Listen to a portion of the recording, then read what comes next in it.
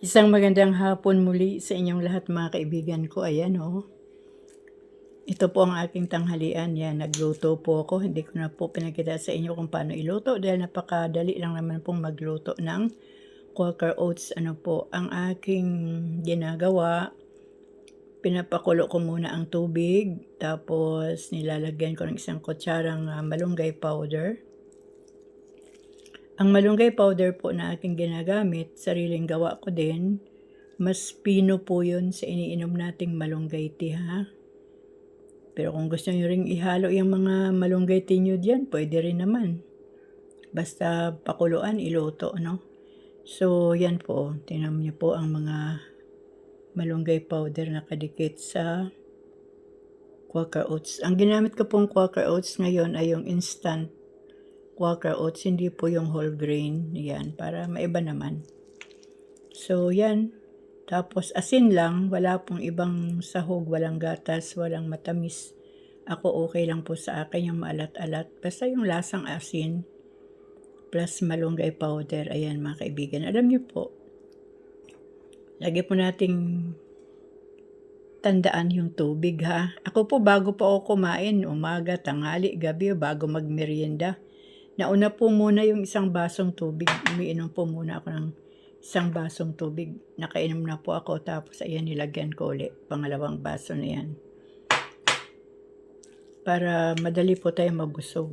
Ang sobra po nitong kakainin ko ngayon, itatabi ko po yan para po sa merienda mamaya. Yan po.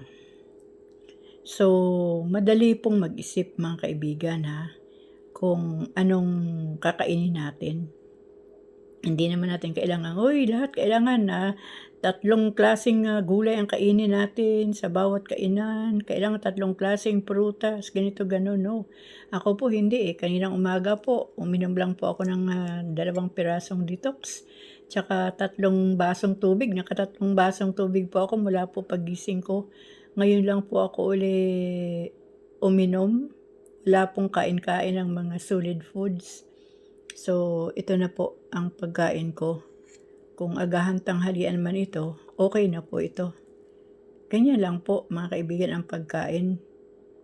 Hindi naman po natin kailangang kainin lahat ng mga naisulat kong mga pagkain. Yun ay mga hindi ko na pinapansin na pagkain at yung mga pwede kong kainin. Kung nakapagsulat ako dyan ng mga kinakain ko na 20 pirasong klaseng pagkain na tama, hindi naman po yan pwedeng yan ang pagkain natin araw-araw. Siyempre po, namimili din po tayo kung ano lang po yung ating kayang kainin. Ano po mga kaibigan? So, yun lang.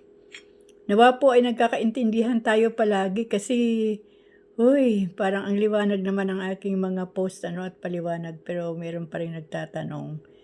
At sa mga nagtatanong kung ano yung mga hindi na pwedeng kainin ay magtiyaga naman po kayo mag-scroll ng aking post. Andiyan na po, kompleto na po yan. Napapagod din po ang inyong Nanay Riley sa pagsagot ng napakaraming tanong sa Messenger.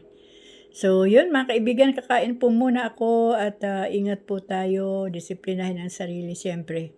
Manalangin po tayo palagi, para lalo po tayong kahabagan, kaawaan ng ating Panginoon.